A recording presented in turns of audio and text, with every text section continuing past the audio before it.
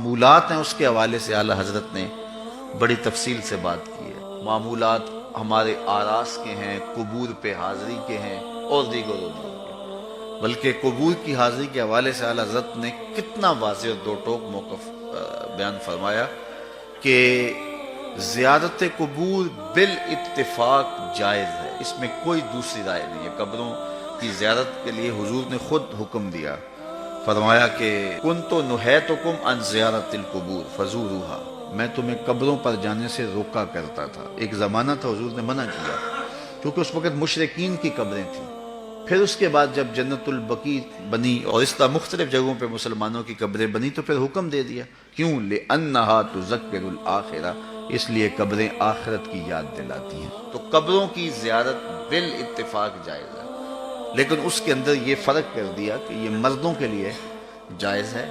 عورتوں کے لیے حضور علیہ السلام کی قبر انور کی حاضری حضور کی شفاعت کا سبب و ذریعہ ہے۔ اس کے علاوہ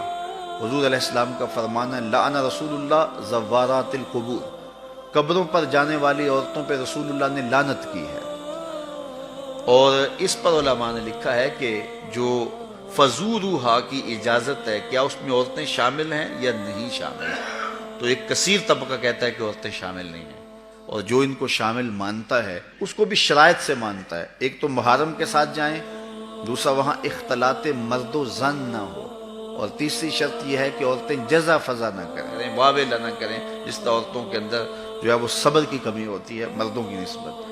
تو اگر ان شرائط کو پورا کیا جاتا ہے تو پھر جو ہے وہ مخصوص جگہوں پہ عورتوں کا چلے جانا قبروں میں جائز ہوگا، اس طرح والد کی قبر پہ جا رہی ہیں، والدہ کی قبر پہ جا رہی ہیں، لیکن ان شرائط کے ساتھ۔ لیکن بعض نے کہا کہ نہیں، مطلق نفی ہے، لیکن جنہوں نے جواز قرار دیا انہوں نے بھی ان 4-5 شرائط کے ساتھ جو ہے جواز قرار دیا۔ باقی جو اختلاط مرد و زن جہاں ہوتا ہے اور محرم کے بغیر خواتین جاتی ہیں، جس طرح کہ ہمارے ہاں مروج ہے، اور یہاں بسوں کی بسیں بھر کر کے مختلف درباروں پر مزارات پہ جا رہی ہیں، اعلیٰ حضرت سے پوچھا گیا جائز ہے یہ نہیں جائز، فرمانے لگے مجھ سے یہ پوچھتے ہو جائز ہے، مجھ سے یہ پوچھو ان پہ لعنتیں کتنی برستی ہیں۔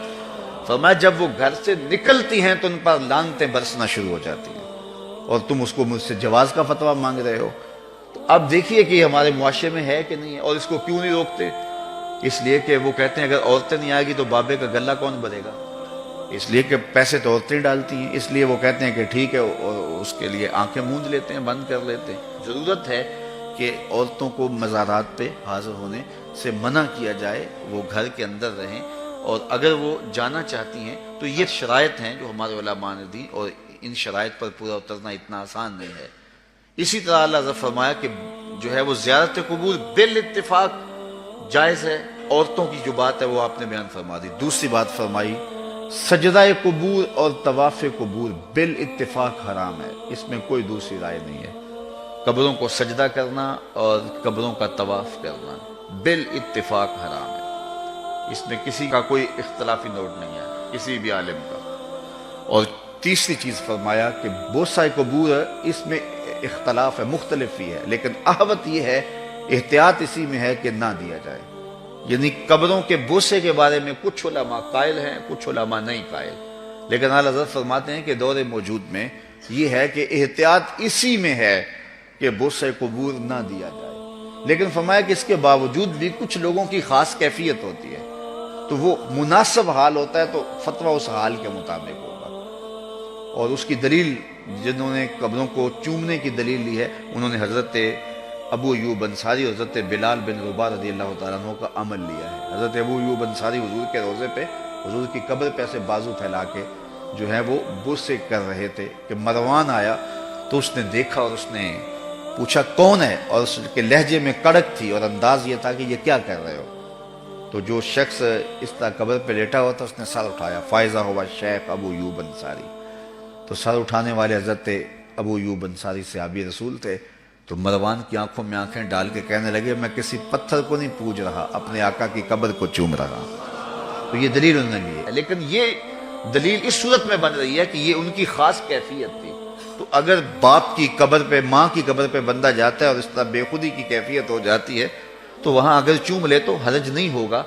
لیکن عمومی طور پہ اعلیٰ حضرت نے جو موقف دیا ہے کہ وہ مزارات پہ جائیں تو احوط یہ ہے کہ بوسہ نہ دیا جائے، کیونکہ بوسہ دینے کے لیے آپ کو نیچے جھکنا پڑے گا، اور آپ بوسہ دے رہے ہوں گے تو کسی کو یہ گمان ہو سکتا ہے کہ یہ سجدہ کر رہا ہے،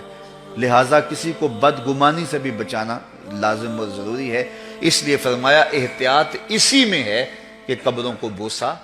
نہ دیا جائے اور احتیاط کی جائے۔